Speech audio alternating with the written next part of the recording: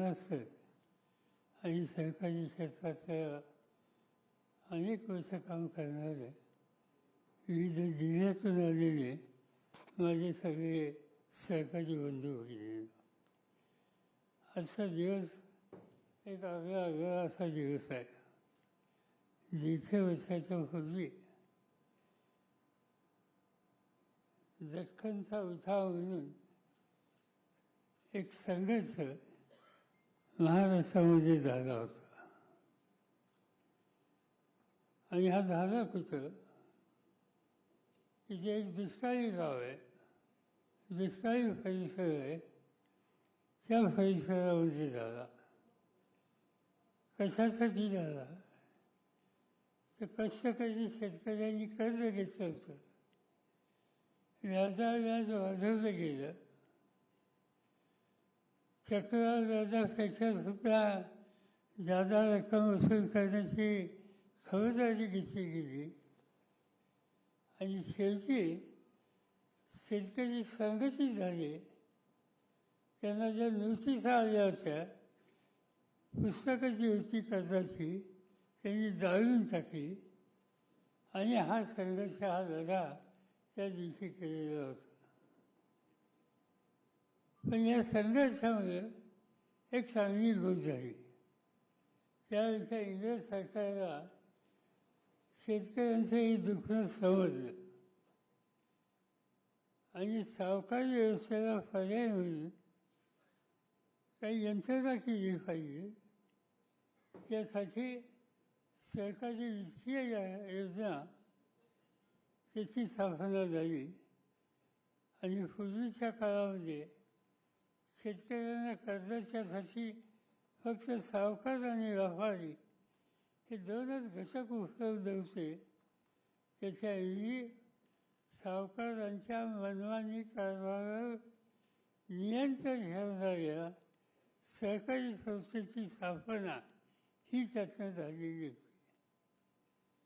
हा दख्खनचा जो उठाव झाला त्यानंतर इंग्रज सरकारने रायटर्स कमिशन नावाचं एक कमिशन नेमलं. आणि त्या कमिशनच्या शिफारशीनुसार ॲग्रिकल्चर रिलीफ ॲक्ट अस्तित्वात आला. आणि त्याच वेळेला खऱ्या अर्थानं राज्य सरकारी बँक काढावी असा विचार सुद्धा आला. पण या विचाराचा, त्या प्रस्तावाला सरकारच्याच सचिवांनी विरोध केला आणि त्यामुळे ती बँक काही होऊ शकली नाही. आज ज्या राज्य सरकारी बँकेनं हा कार्यक्रम आयोजित केला त्या राज्य सरकारी बँकेचे संस्थापक स्वर्गीय विठ्ठलदास साखरशी आणि नंदुभाई सामला यांनी 1906 साली मुंबईला अर्बन कोऑपरेटिव्ह क्रेडिट सोसायटी या नावानं संस्था सुरू केली. आणि त्याचा आज या सरकारी बँकेचं रूपांतर झालं. या बँकेनं सुरुवातीच्या काळामध्ये प्राथमिक सोसायट्या ज्या आहेत त्यांच्यामार्फत शेतकऱ्यांना कर्ज पुरवलं. राज्य सरकारी बँकेनं शताब्दीचा जो कार्यक्रम केला होता त्या कार्यक्रमामध्ये एक प्रकाशन केलेलं होतं. आणि ते प्रकाशन सवन इतिहास देणारं होतं. आणि ते मला आठवतं वाचल्यानंतर राज्य सरकारी बँकेनं शेतकरी आणि व्यापाऱ्यांच्यासाठी अनेक कर्ज योजना ज्या सुरू केल्या त्या आजही चालू आहेत. त्यावेळेला शेतकऱ्यांनी तयार केलेल्या मालाच्या विक्रीसाठी स्वतंत्र व्यवस्था सहकाराच्या मार्फत नव्हती. आणि त्याच्यावर शेतकऱ्याला त्याच्या कष्टाची किंमत नीट मिळत नव्हती. आणि त्याच वेळेला साखर कारखानदारी नव्हती, गुळाचा धंदा होता. आणि त्या गुळाच्या धंद्यामध्ये एक व्यापारी जास्तीत जास्त गुळाची खरेदी करायचा आणि मार्केटवर त्याचं नियंत्रण असायचं. आणि म्हणून राज्य सहकारी बँकेचे जे अध्यक्ष होते विठ्ठलदास साकाशी, त्यांनी काही व्यापाऱ्यांना अल्प कर्ज दिलं आणि त्यांना खरेदीच्यासाठी उभं केलं, स्पर्धा वाढवली, 2 पैसे शेतकऱ्याला अधिक द्यायची व्यवस्था त्यांच्या ठिकाणी केली. याच्यातून सहकारी संस्थेची आवश्यकता हा विचार लोकांच्या मनामध्ये गेला आणि त्याच्यातूनच पुढं या बँकेची स्थापना झाली. 1930 साली या बँकेनं गूळ, कापूस, सरकी याच्या स्थानावर कर्ज द्यायला सुरुवात केली. महाराष्ट्रामध्ये पद्मश्री विठ्ठल भारतांनी पहिला सरकारी साखर कारखाना हा प्रवरानगरला काढला. त्याचे संस्थापक अध्यक्ष डॉक्टर धनंजय गाडगीळ होते, पद्मश्री होते. पण गाडगीळांनी या सगळ्या कामामध्ये लक्ष घातलं, त्यामुळं प्रक्रिया करणारी कारखानदारी उभी राहायला सुरुवात केली.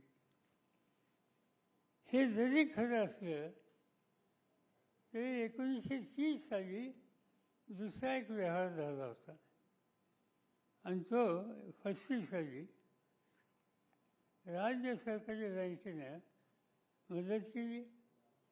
शेतकरी एकत्र आले, एका समाजाचे होते आणि त्यांनी एक साखर कारखाना टाकला. त्याचं नाव शाश्वत वाणी शुगर फॅक्टरी. ही खाजगी कारखाना, पण खाजगी कारखान्यामध्ये 2000च्या पेक्षा जास्त शेतकरी त्याचे मालक होते. सहकारी असं रजिस्ट्रेशन नव्हतं, पण संस्था ही सहकारीच होती आणि ती शेतकऱ्यांनी केलेली होती. ती आधी चालू आहे. हे सहकाराचं एका दृष्टीनं महत्त्वाचं पाऊल तिथल्या लोकांनी टाकलं. आज आपण बघतो सरकारी संस्थेला राज्य सरकारची, केंद्र सरकारची मदत असते आणि व्हावी असं वाटतं. सहकारी संस्था शासनाच्या संबंधी अवलंबून असतात. 1952 साली मोरारजीभाई देसाई होते आणि त्या काळामध्ये सहकारी चळवळीवरचं नियंत्रण सरकारी अधिकाऱ्यांच्या मार्फत असावं असा निर्णय मोरारजीभाईंनी घेतला. पण त्या निर्णयाला सहकाराच्या कार्यकर्त्यांनी विरोध केला. राज्य सहकारी बँकेचे जे अध्यक्ष होते सरय्या, त्यांनी स्वच्छ सांगितलं मोरारजीभाईंना की सहकारी चळवळी सरकार हस्तक्षेप करत असेल तर माझा राजीनामा घ्या. आणि त्यामुळं शेवटी मोरारजीभाईंना त्यांचा निर्णय बदलायला लागला आणि आज आपण सरकारामध्ये 30 रचनेत काय घडलं ह्याची कल्पना आपल्या सगळ्यांना आहे. मला स्वतःला काळजी वाटते सरकाराच्या संबंधी. महाराष्ट्रामध्ये किती सरकारी संस्था उभे राहिले त्याचे आकडेवारी आहे. पण त्याचे 3 घटक अतिशय महत्त्वाचे आहेत. एक जिल्हा मध्यवर्ती सहकारी बँक, सहकारी साखर कारखानदारी आणि सहकारी सूत घेणे. या सगळ्यामध्ये राज्य शासनाचं भाग भांडवल आहे. सुरुवातीच्या काळामध्ये हे साखर कारखाने निघाले, त्या काळामध्ये शेतकऱ्यांची गुंतवणूक ही अतिशय कमी असायची, 7 ते 8 लाखाची असायची. भाग भांडवल सरकार द्यायचं, राज्य सरकारी बँक बाकीचे पैसे द्यायचे आणि त्यातनं ही कारखानदारी उभी. पण आपण नीट विचार जर केला, ज्याचा उल्लेख मी आता केला की या 3 संस्था महाराष्ट्रात एकंदर जिल्हे किती आणि त्या जिल्ह्याच्या सरकारी बँका किती आणि त्या सरकारी बँकेच्यापैकी आजारी बँका किती. आजारी बँकेचा आकडा हा जिल्ह्यात सगळ्यात जास्त आहे. सहकारी साखर कारखानदारी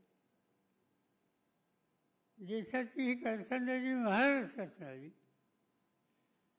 यशवंतराव चव्हाणांच्या काळामध्ये, धर्मेंद्र गाडगे यांच्या काळामध्ये, भाऊसाहेब हिऱ्यांच्या काळामध्ये, इव्हन वसंतदादांच्या फजींच्या काळामध्ये या कारखानदारीमध्ये एक प्रकारची शक्ती होती, आर्थिक स्थैर्य होती. आज महाराष्ट्रातले सगळे साखर कारखाने हे जर बघितले तर काय दिसतं. एक काळ असा होता की सरकारी संस्था, सरकारी कारखाने यांची संख्या एकंदर राज्यात असलेल्या कारखान्याच्या 80% आणि 20% आसपास खाजगी होते. आज खाजगी कारखान्यांची संख्या 50%पेक्षा जास्त आहे आणि अनेक सरकारी कारखाने हे सरकारी कारखाने सरकारी राहिले नाहीत, त्याचं खाजगीकरण झालं. आणि गमतीची गोष्ट अशी आहे, काही ठिकाणी मी सरकारी कारखान्याचा प्रमुख होतो. आज तो कारखाना बंद पडला, त्याचं खाजगीकरण झालं आणि त्या खाजगीकरण कारखान्याची विक्री झाली आणि ती वीज घेतली. म्हणजे असे लोक आज या कारखानदारीमध्ये ठिकठिकाणी बघायला मिळतात. आणि म्हणून ज्यावेळेला सरकारचं सक्रियकरण म्हणून आपण विचार करायचं म्हणतो त्यावेळी या सगळ्या गोष्टीचा विचार करायचा का नाही. सूज घेणं. आज महाराष्ट्रामध्ये 2 किंवा 3 सूज घेण्या कशा वर्षात चालू आहेत, बाकीच्या सगळ्या बंद. ही सूज घेण्याची अवस्था आहे. मला असं वाटतं राज्याचे मुख्यमंत्री या ठिकाणी आहेत, फडणवीस साहेब, एक तुम्ही कमिशन अपॉइंट करा की या सगळ्या संस्था सगळे घेऊ नका, साखर कारखाने घ्या, बँका घ्या, सूद घेणं घ्या आणि प्रत्येकाचा सखोल अभ्यास करा का असं घडतं आणि ते घडलं असेल तर दुरुस्त कसं करायचं.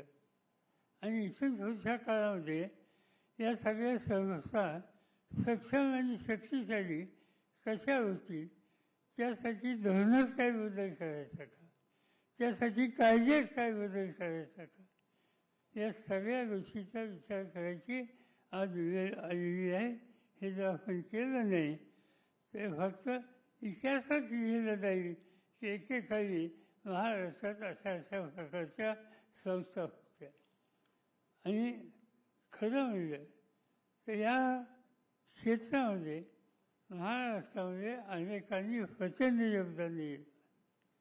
वैकुंठभाई मिश्रा, मोरारजीभाईंच्या कालखंडामध्ये वैकुंठभाई मिश्रा नावाचे सरकार मंत्री होते. या बँकेमध्ये सुद्धा मला तर तुमच्या बँकेत होते, यांच्या बँकेत ते होते. महाराष्ट्र आणि गुजरात इथल्या सगळ्या संस्थांची उभारणी याच्यामध्ये वैकुंठभाईंचं योगदान प्रचंड होतं. नंतरच्या काळामध्ये धर्मेंद्रराव गाडगे यांचं योगदान होतं. राज्य सरकारी बँकेचे अध्यक्ष भाऊसाहेब हिरे होते एका कालखंडामध्ये. महाराष्ट्र राज्य सहकारी बँकेचे अध्यक्ष वसंतदादा होते. महाराष्ट्र राज्य सहकारी बँकेचे अध्यक्ष अजित पवार होते. त्या सगळ्या कालखंडामध्ये ती बँक एक शक्तिशाली बँक म्हणून देशामध्ये ओळखली जाते.